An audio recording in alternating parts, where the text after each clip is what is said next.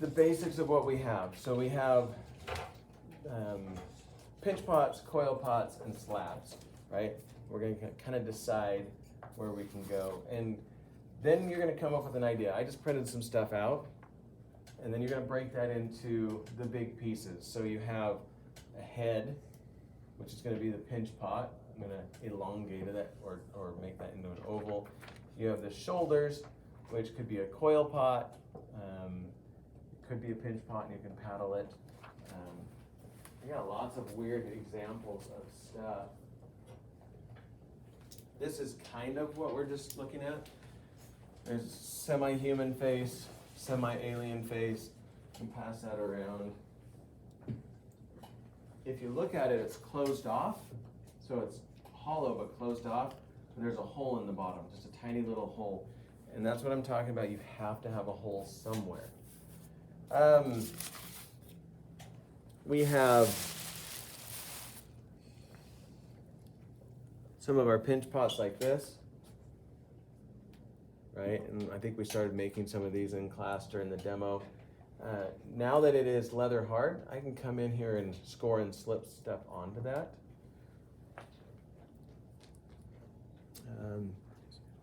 This is a pig. Okay, and as we're making, there's a couple of things to consider. Those legs, if I just let it sit like this, they're going to be weak. That the weight from the pig is going to drop. It's going to push down on them, and it's probably going to sag just a little bit. So I've been drying this upside down on a little foam thing. And they're also thick enough that they're going to hold. So we want that to dry there. We'll set that aside for a minute. This is when we started last class period. Okay, it's open top.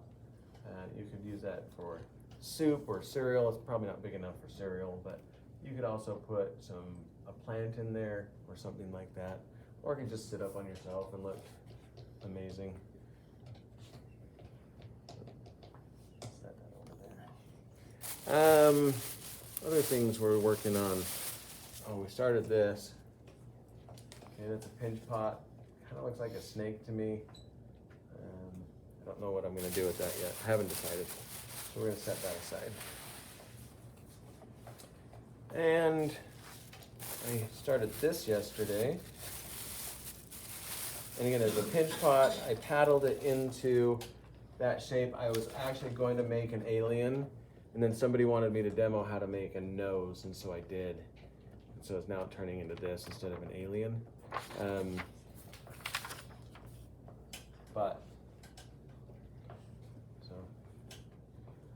So what we're going to do on this is put in eyes. No, I want to start a new one because we need to see how that works. So we're going to grab some clay. And we'll cruise through this really quickly.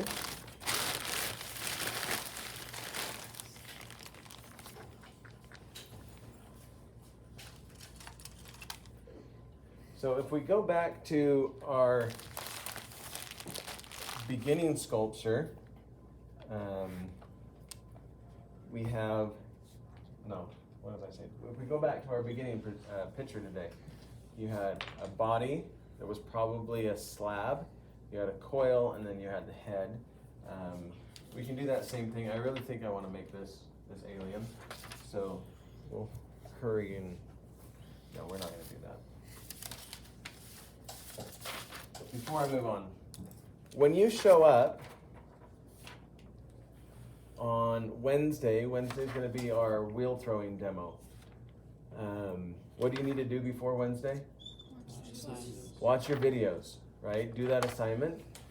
Then I'm going to talk about wheel throwing. So when you show up on Friday of next week, you need to have some ideas. You need to sketch them out. You can print some out. And you need to have some ideas. Half of you are going to go on the wheel and start 3 days on the wheel, and half of you are going to start sculpting. And then after 3 days, we're going to switch. okay? And you're gonna choose, and as long as about 12 people go back on the wheel, then we'll be good. But when you bring in your pieces, your ideas, you're gonna want to kind of break it down into this. What are the big things I'm gonna need to make? Big pinch pot, medium pinch pot.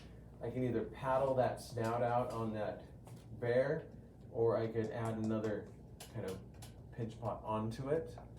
The legs are gonna be probably coil pots, depending on how big it is. If it's only about this big, the legs can be solid. But if it's about this big, they're gonna need to be hollow, okay? With this wolf here, I'm thinking I would probably coil the shoulders up into the head, and then I would paddle a pinch pot for the main part of the head, and then add a snout on as a pinch pot. That's probably what I would do in the general idea. So you want to think about how you're going to make your piece and go from there. Now, on clay, you're going to use a clay called B-Mix. It's called B-Mix, and we'll have boxes of it next week because we're getting a shipment. And when it comes off the bag, you do not need to wedge it for hand building, okay? And it's really important that we pay attention to this, because if you start to wedge it, it'll lose its water and plasticity pretty quickly. But if we just take this now and just kind of paddle that into a shape, then I can start putting it right into my pinch pot. Or I can cut off a chunk and turn it right into a coil.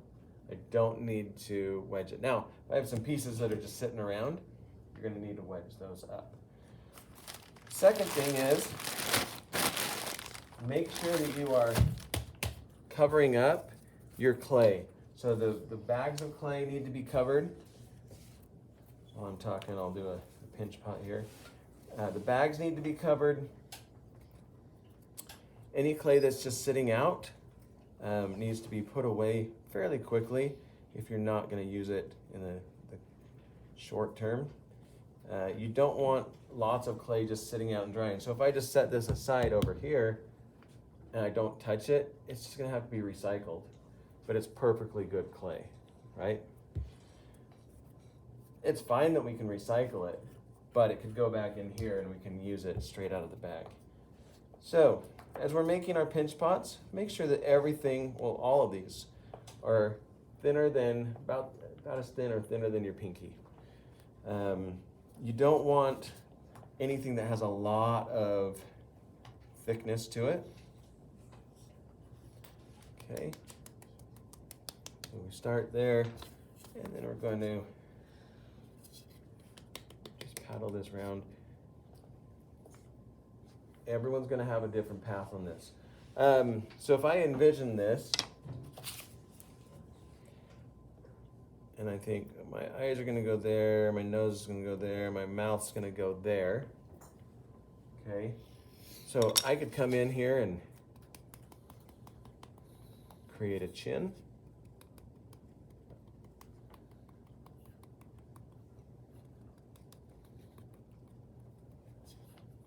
This might be a fun one to do lots of faces on. I have a couple of books, Animals and Figures. If you want to look through that, it talks about how to make certain things. I also have a couple of books on faces. Okay, if we were going to be doing something like this here, we would talk about proportion, we would take measurements, and this is proportionate to the person I sculpted it from. So if this person walked in here, this should look pretty much like them, because the proportions, the distance of the eyes, the height of the nose, the width of the nose, that's what makes up how our faces look. And every one of us is slightly different. How far out our cheekbones push or don't push out. So if we were doing a full anatomy class, we would actually start with the bone structure. Then we would go to muscle and fat, and then we would put the skin on, and we would talk about those types of things. We're not, so don't stress about it. But the general idea for a face is the eyes are about halfway from the top of your head to your chin. That's the general idea. From ear to ear, there's 5 eyes that go across, generally. Okay, these are very general things. The nose, or right here, is about 1/3 up from the chin, so half, and then you can't count hair as part of it because she had a lot of hair. It was up on top. It was kind of had some volume to it. All right. So we've got this started. Okay. Could your face be that simple? In theory, it could. You might do some other things to it, but we're going to make more of it. So I'm going to work, well, I'm going to make a slab first. So as I make a slab with a smaller chunk of clay, it's cut straight off the bag. I'm just going to throw it down.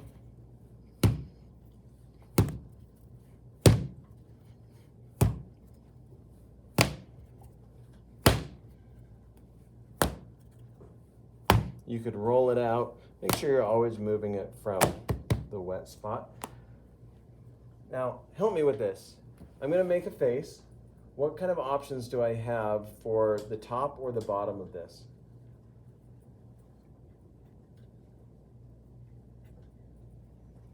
What's it saying to you?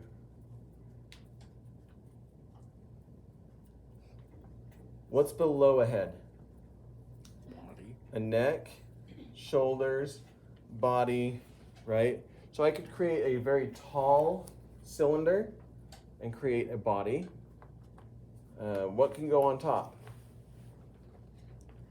A hat. In this case, it could be a lid if I want to, or I could put another pinch pot on there. I could create a hat with a brim. There's all kinds of things you can do to make this your own. And you choose that. I don't know what I'm going to do quite yet, so we'll just leave this sitting for just a second. So let's start with putting this in. So the general idea for making eyes is you're just going to take, I just take my thumbs and I push inward. So you're creating the eye sockets. When I actually learned to do it on this, because this was almost a solid mass of clay, I put my hands in there and then I pulled out, and it helped to round everything out. So it looked kind of like this, where you come in here and round out just a little bit. Okay, now on the nose, I usually take my fingers, and it depends on the size of your sculpture, and I put them about where the nostrils will be, and I push out, and then I wrap around just a little bit, just to start getting that nose protruding. And then we'll refine it, and then we will add some to it as well. And then we'll work on the mouth in a second. Look, it already kind of looks like a face. Kind of like an old grandma, maybe? Like, about ready to yell at you for eating the last piece of candy. Right? Just, whatever. You're like, whatever, Mr. Jones. Okay, I'm going to take the spoon end of my wood knife and wrap that around like that, and that kind of pushes that out, okay? Anytime you see a shadow, it's because your face changes in angle. That's why there's a shadow there. So the bags under my eyes is because there's the shadows, because there's bags, right? So I don't sleep anymore. Just kidding, I sleep fine. All right, now we're gonna go to the eyeballs. So the eyeballs, I'm gonna start like this. I'm gonna grab a little piece of clay. That piece of clay should be about the size of my eye socket in general. I'm gonna roll that into a ball, and I'm gonna cut it in half. Your eyes are actually round. They're not almond shaped or oval. And then I'm gonna score it like this. I think this needs to be further.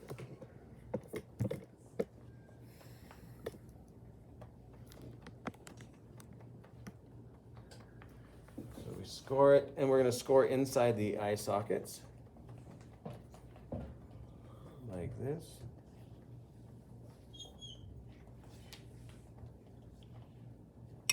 And a little bit of slip. Pen.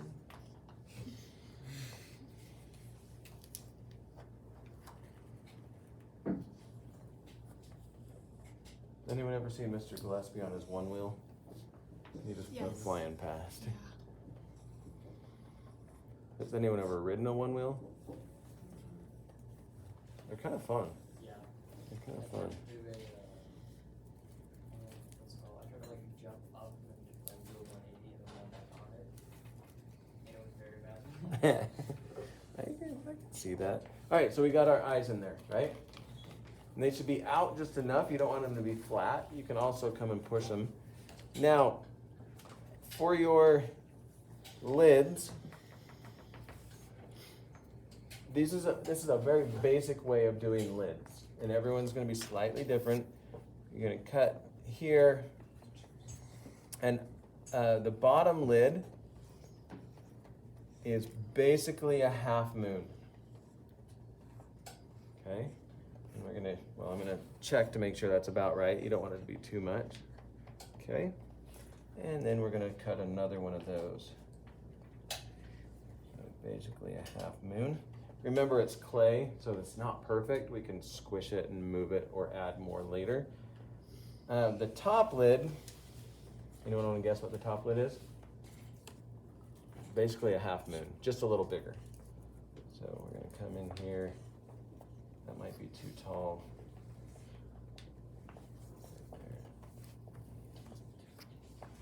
All right. Score and slip everything. I'm going to score,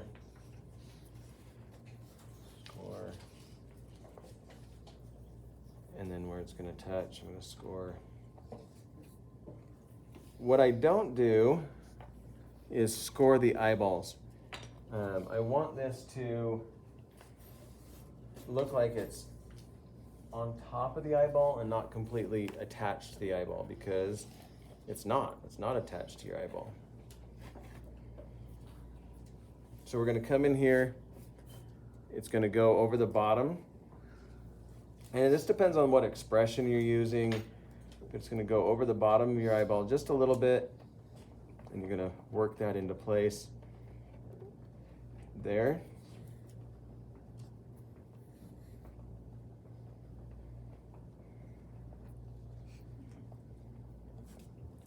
And remember, it's just clay.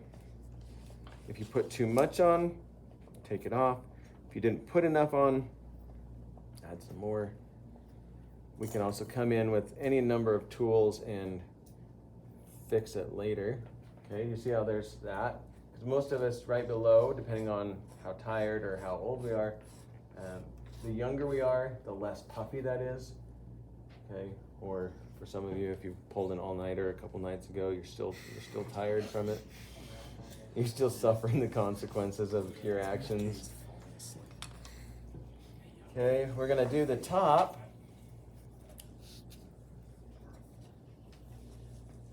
Score that. Why do we do the top second? Anyone know? Say that loud. Yeah, so your top lid comes over your bottom lid. So we do our top one second so that it has that natural crease. Add a little bit of slip there.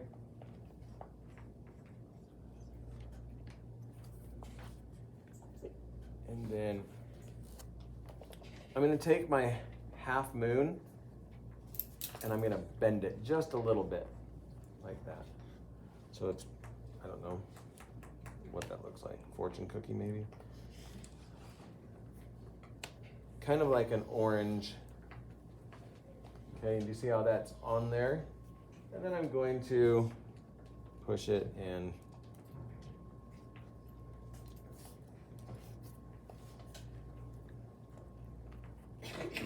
mold that in. Now, do you see how my eye is back a little bit? And our eyes are actually more forward than that. So what I'm gonna do, it makes you look beady, like you're a burglar or something. And what I'm gonna do is just from the inside push out. If you have a full one like this, you can't push out, so you're gonna have to add more. So make sure you build those out pretty far. Put this one on.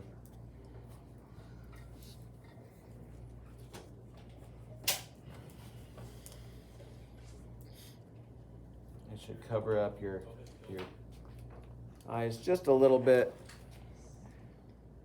Although I found that unless I'm doing a very specific person, when I'm sculpting, all of my sculptures look kind of crusty, like they're just kind of being judgmental and a little bit ornery, which means it's a self-portrait, so. Why are you laughing? Because it's true? That hurts my feeling. It's like a Jedi gone bad, kind of. At least that's what I'm seeing. So we push that out. Now, something I like to do right above, you can use this tool, you can use something a little smaller, is right where your lid comes down, you have your brow bone above, and you want that to be separate.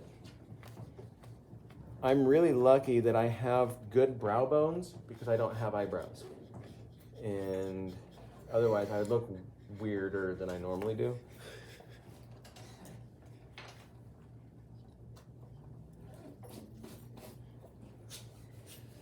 Okay, you see that, how that gives you the lid and the brow bone all at the same time. And then if you wanted to, and this is an end thing, but I'll do it right now just because you can come in here and give it a little bit of hair on there, a little bit of texture. Oh. Whoop, right there. Wow, this guy is angry. It's okay, bud. All right, let's work on the nose. If your nose is flat and you didn't push it out at all, you're gonna start with a decent sized triangle. So take a piece of clay, roll it into a ball, mush it. The top is gonna taper up and back. And then the sides are gonna go into a triangle shape. So it's thinner all the way around up top and wider at the bottom, okay? Again, a very basic way of making a nose. I'm gonna score that. Score this, I really don't need this big of a nose, but he's asking for it. When you're grumpy, you just get what you get. While I'm doing this, do you have any, could I do this? What about this? What about? See how just putting on that triangle starts to give it a little bit more depth in the face?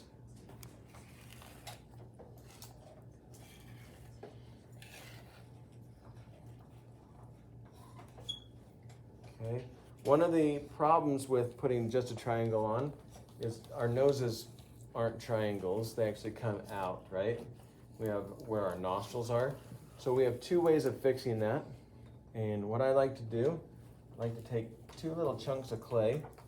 I'm just going to place them on the sides of my nose. And depending on what you're doing, you can make them bigger or smaller. If you're doing an old man, the nose never stops growing, so it usually gets wider. Okay, you see how I put those on there? And then I'm going to smooth them in. If you don't like the wood knife as a tool for some of this, over in the drawers, there are other tools that are smaller, so you can get better sculpting precision, if that's for you. I'm not too worried about it. Most of my sculptures like this are just characters. They're just the idea of a human. Okay, so I've got that on there, right? And then I'm going to do two things right now. I'm going to create the nostrils and I'm going to create the pupils. Okay, now every sculptor has their own way of doing pupils. Usually for these I just do a point. On here we scooped it out and created a little highlight. So you could do either of those things, but I'm just going to make the point. But you have to choose. Is it staring straight ahead? Is it to the side? Is it up? Is it down? What is it? It's what? Cross-eyed. Okay, so we're going to push in. We're going to push in. It's not all that cross-eyed, but close. Okay, just enough where it's slightly uncomfortable. So he's like, whoa, what did I just walk into? Oh, and then the nostrils. So I'm going to come down here. I'm going to push in and lift out. Oh, that cracked a little bit, so we'll score that in.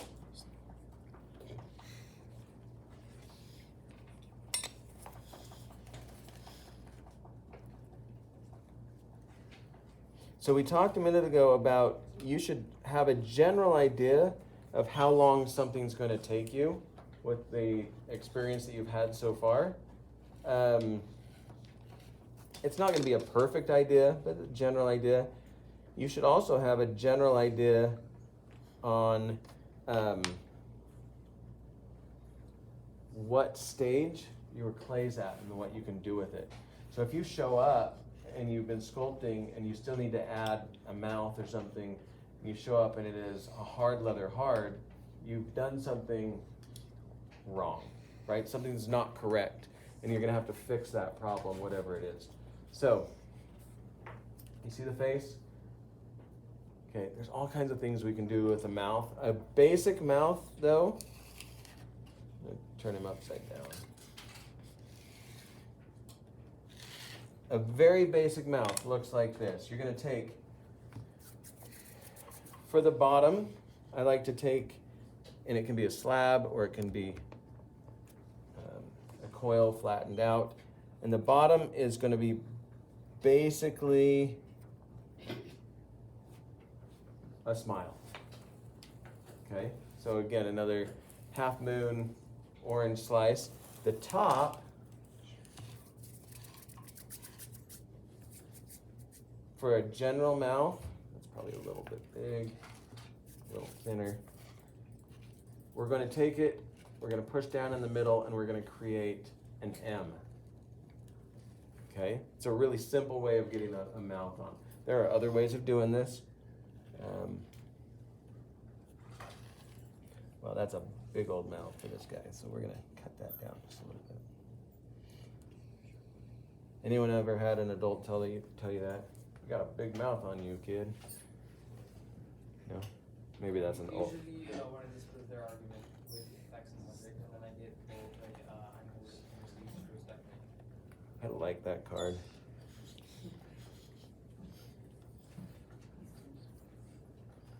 But older and wiser could be two different things. I'm both. Obviously. Nice. My logic stands.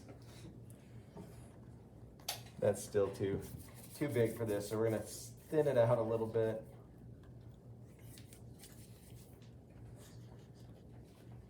Yeah, as a parent, there's this weird fine line between raising independent human beings and having them do what you ask when you ask them to do it, and without, just being like, yes, Dad, whatever. And then other times you're like, no, you should have made that choice all on your own. Parents ever do that to you? They're like, you should be more adult-like. And then as soon as you try to be adult-like, they're like, that's not really what I meant. Yeah. So we can put this on here. It's gonna look like a mustache at first. Can you put a mustache on? Sure you can. You should put lips on first. Okay, and then below it is there. This guy just lost his chin, sorry.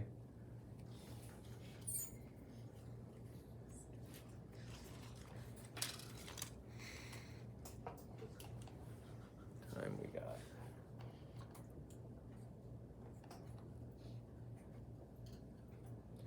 And we push that in there and we smooth it out.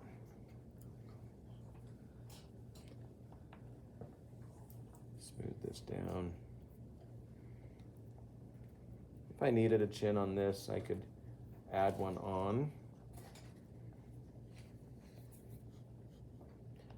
Do you need a chin on your piece? I don't know, it's up to you. Yeah, this guy's crusty. Huh.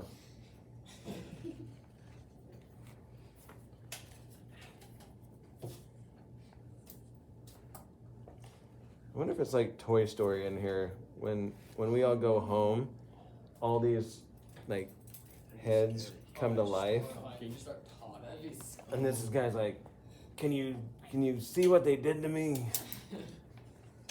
He's an idiot. Why isn't he doing better work?" And this guy's like, mullet, bro." Just kidding. If you have a mullet, but you do.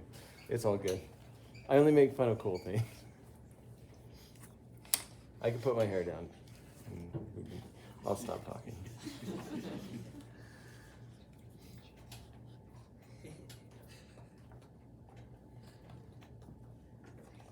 All right, so it's a little crusty. You can come in with a soft paintbrush and smooth it out. Very little water. I would wait till it's leather hard. You could come in here. I'm going to push out the cheeks just a little bit.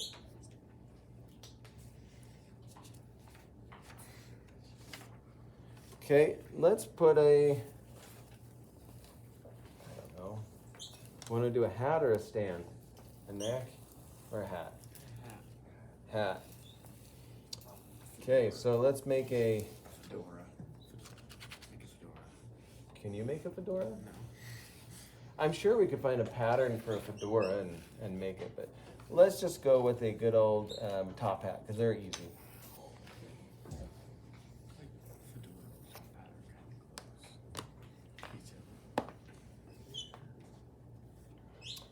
All right, so I'm gonna come here. It's gonna be okay. I'm gonna cut this in, there, out, there. Yeah, it's gonna be sick. Score that. So while I'm doing a top hat, because it's just a cylinder, I want to ask you a question. What is paint?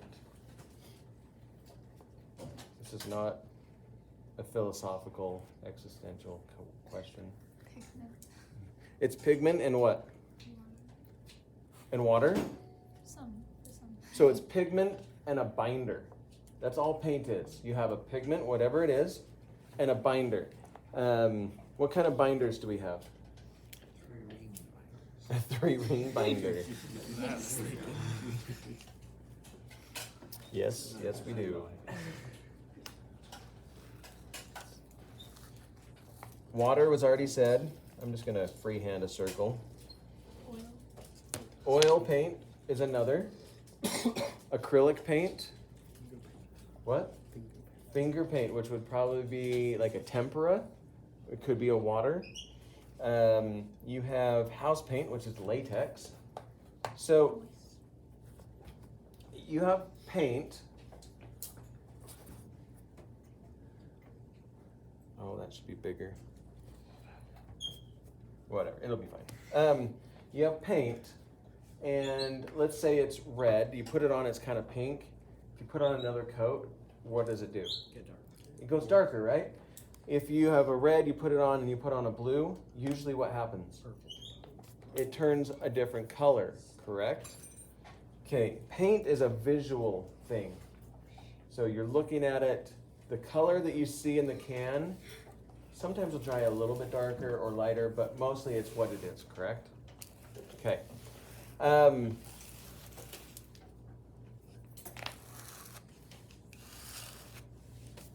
Glaze is not a paint. And I want you to write this down. This is your first introduction to glaze.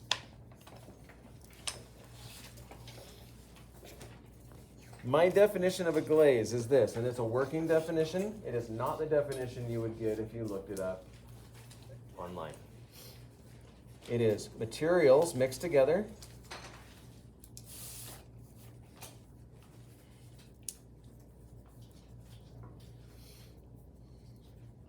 applied appropriately,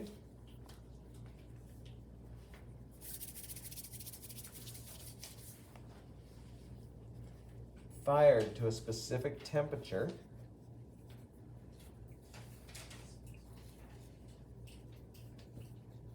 to get a desired result.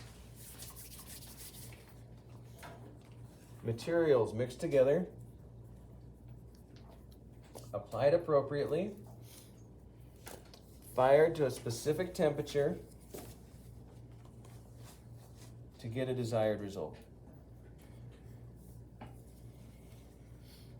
Off the top of your head, anyone, can you tell me a cookie recipe? Someone can, I know it. Like the measurements? No, not the measurements, just the materials. So, ingredients. Sugar, brown sugar. Flour, sugar, brown sugar, Baking soda or baking soda or baking powder, vanilla, Mix in eggs, Milk. salt, butter. maybe milk, maybe water, chocolate chips. Okay, so let me ask you this. Materials mixed together. You have your ingredients, and you throw them all in the bowl at the same time and mix them. Is that how you make chocolate chip cookies? No. Yes. No. You mix all your dry ingredients, then you add your wet ingredients, and then you fold in your chocolate chips. Okay? If you don't fold in your chocolate chips, part of those other ingredients will attach to the chocolate, and you'll have clumps of baking soda or something like that. Okay?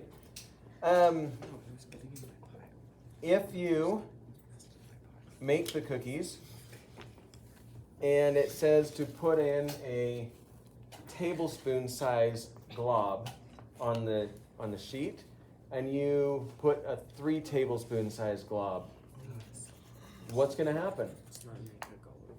It's not going to cook all the way through because the recipe says do this, apply this, bake, or in our case fire here, and you'll get this. Okay. What about the recipe itself? What if you're making it and you look and it says 1 teaspoon salt and you put in a tablespoon? Or just the opposite, it says 1 tablespoon and you put in a teaspoon. Something's wrong with the recipe, right? So one, it's either too salty, the other, it is not salty enough. So, oh, and then about firing. How hot do you fire cookies or bake? We don't. 350 or 375. 350 or 375? Yeah. Okay, that sounds right for most recipes. And for 9 to 11 minutes, right? Something like that. So, if you overbake them, they become crispy. My mother-in-law loved crispy cookies. She always wanted us to overbake them. I like them just almost done, like just a little gooey. So back to glazes. Glazes are a recipe. Materials mixed together, applied appropriately, fired to a specific temperature. So, okay, let's talk about enclosed spaces. This is my top hat so far. Okay, there's no hole for the top. I need to cut one. It could be anything from that little tiny needle tool hole to actually how it would be, which would be bigger like that. Okay, but there has to be something. Now, if I were to seal this, like I wanted to put a top on that and seal it all the way, like a pumpkin maybe, there has to be a hole somewhere. So any compartment that has air in it, there has to be a hole that exits out of your piece.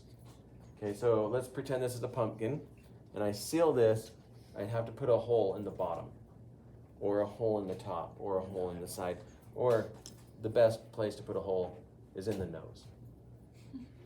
Just kidding, I don't care where you put it. It does not have to be huge, although as beginners, I would recommend something about that size. So that is the end of this needle tool, okay? And I would recommend that just so that you make sure you get all the way through, because if you just poke it and don't go all the way through, that's gonna do nothing for you. So poke a hole. Now all of these things, when you're making, I'll come around and we'll talk about them. If you have questions, we'll cover them. Okay, you're going to have access to 3 different types of coloring for your clay. So we have 3 kinds. First one, colored slip. What is a slip? The water in the Really running clay, right? Okay, colored slip is slip that's had colors added to it. And we have a bunch of it. And it's all brand new to this room. So I can tell you right now, this is a pink color, but I don't know what it's gonna come out like until Monday, because I have one going in the firing tonight, and then I'm going to glaze fire it, and we're gonna get results like this. So the bottom is fired, no clear glaze. The top is fired again with a clear glaze. Okay, so I'll pass that around. These are slips. So I know what these will look like. I got a whole bunch more. So you could come in here and use this.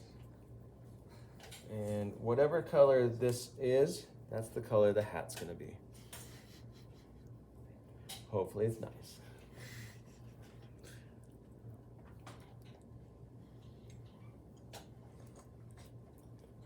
Everyone has their own little artistic variations. Mine is slightly sloppy and slightly loose. And I just do a lot of stuff. And it usually works out. It doesn't necessarily go into everyone's house because it's too chaotic sometimes. So slip, colored slip, only goes on before we bisque firing it, because it is clay. Clay has to touch clay before it's bisque fired. This is bisque fired, and if I put slip on it, when I fire it again, that slip is gonna pop right off, because there's nothing in here that wants to bond with my clay. They don't bond together, okay? So that's your first thing, colored slip. It's slip that has colors. There's a bunch of them up here. On Monday or Tuesday, when are you coming back? Wednesday. You should, on all of these buckets, right now, they say whatever number they are. That's the color from the manufacturer. On Wednesday, whatever color this actually comes out, it'll be written on there. So if it comes out pink like this, it'll say pink. If it comes out red like it's supposed to, it'll say red. I have a yellow right here. It could come out canary yellow. It could come out like a very, like a white yellow. It could come out like a sun yellow. I just don't know. So we're gonna find out. The second ones are underglazes. And they go on before we fire them as well. Now they are not slip, they are different. They can also go, at least the ones we buy, can go on after we fire them. So it'll actually bond with my bisqueware. Why is it you need to know the difference? Because you cannot put slip-on after the fact. You can't. It will ruin your piece. It'll ruin other pieces.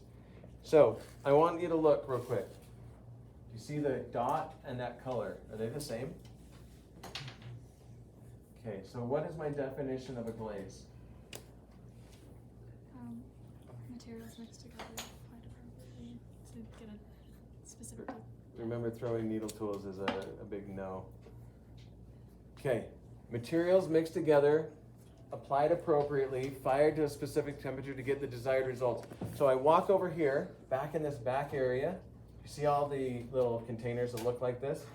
There's a whole bunch of colors. The desired result is that color. Okay, you picked it because you want that color. Okay, you open it up, you're like, but it's not the same. Okay, this says royal blue, that looks more like a navy blue, right? No, not navy. It's a bright, that's like one of those off-brand or off-year BYU blues, right? Almost a retro BYU. And you go, they're not the same thing. They are the same thing. So you've got to look at the recipe or the definition. Materials mixed together, applied appropriately. One good coat for this. When we get to our regular glazes, it's 3 coats. Fired to a specific temperature. Okay, I'm gonna fire them, so I should get them right to get that result. Okay, I think that's all we're gonna talk about glazing for today. Well, no, let me show you these. So this is regular glazes. So these are the ones that are shiny. And let's see if this is a good one. Oh yeah, that's a good one. You see what the desired result is? It's called cinnamon stick. You see the color? You see how that working definition should start to make more sense? They're telling you that this material, when you put it on at 3 coats, and I fire it correctly, will get you that result. Okay? You mix those cookies up in the order that they say to mix them up, and most of the time, they will come out the way they're supposed to. Okay. What's some other things we want to talk about? Any technique or specific thing you want to go over? Nothing? Yeah. Arms, what would be the best way to do It depends on the size. So, I don't have anything like that. A good thing for arms, well, we started to do this. These are like abstract arms. You can make them so they're just kind of there. If you want them to be bigger, they may need to be hollow.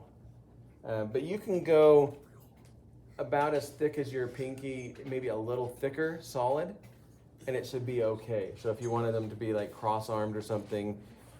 But that right there is a great question, and what I would want you to do is you sketch it out or you print something out, and then when you start to build and you have a question, you're like, this is actually what I want to do.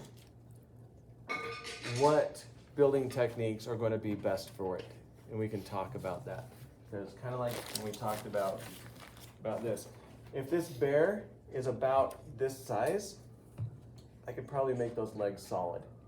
But if it's about this size, they should probably be hollow, right? So it's going to depend. Which again brings me to that. I don't think I brought that up. The size of your piece should not be this big, okay? It should be more like this. This is actually a piece that was left here a couple of years ago. It was a rabbit. They never finished it, and it just sat there. It's kind of cool. So it just sits up on my shelf. But these feet are hollow, and they're also connected, which makes so that there's less tension on your piece. And it just kind of does its thing. The whole thing's hollow.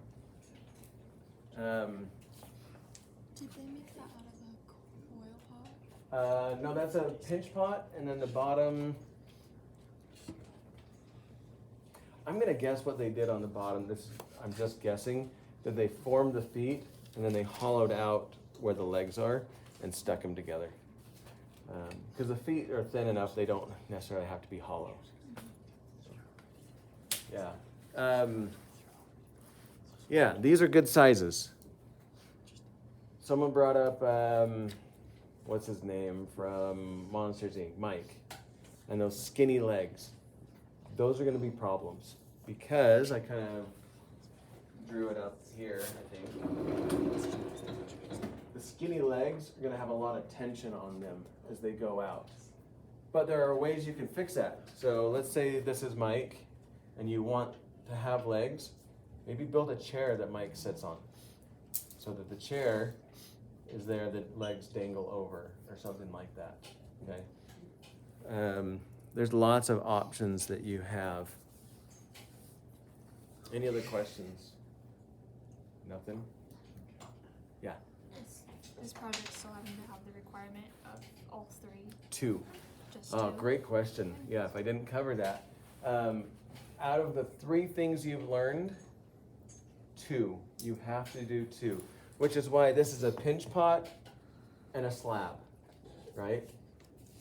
If I wanted, it's kind of gooey. We'll do it anyways. I could make that into a stand, right? It could be any number of things that you want to do with it. This is a slab and a pinch pot. If I were to put a bottom on this, and I don't need one, but if I did, there has to be a hole in it. You see how it's stopped up there? There has to be a hole in it. Yeah. Other questions?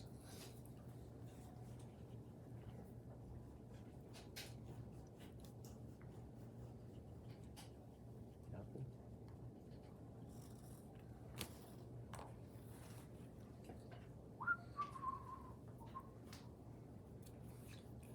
Okay. I know there's one more thing I want to cover. Oh, yeah, this. So, as you're working, as you're planning and then as you work, remember the first day or two we started talking about what goes on in your head? Did we talk about that? Yes. Yeah, thinking about your thoughts and kind of being kind to yourself and not judging yourself based off of other people. Everyone is going to have their own little sensibilities when it comes to sculpting and making and ideas. And sometimes we laugh and sometimes we joke, and that's fine. But pay attention to what's going on with you. And just remember, as long as you're trying to do your best, then we're doing fine. If somebody else's looks really good, like it's crisp and clean and the facial proportions or they look natural, and yours don't stress about it, okay? At this beginning of our artistic journey, if someone's like, well, it looks a little weird, right? You just be like, it's abstract. It may not actually be intentionally abstract, but that's okay. It is now. So I think I'm gonna leave that on there. It's not a hat anymore. And then they're like, this guy looks crusty. I meant that. I meant it to look crusty. You could do a self-portrait if you want. I did this like 14 years ago. Well, it could be Jesus too. I'm gonna hit stop.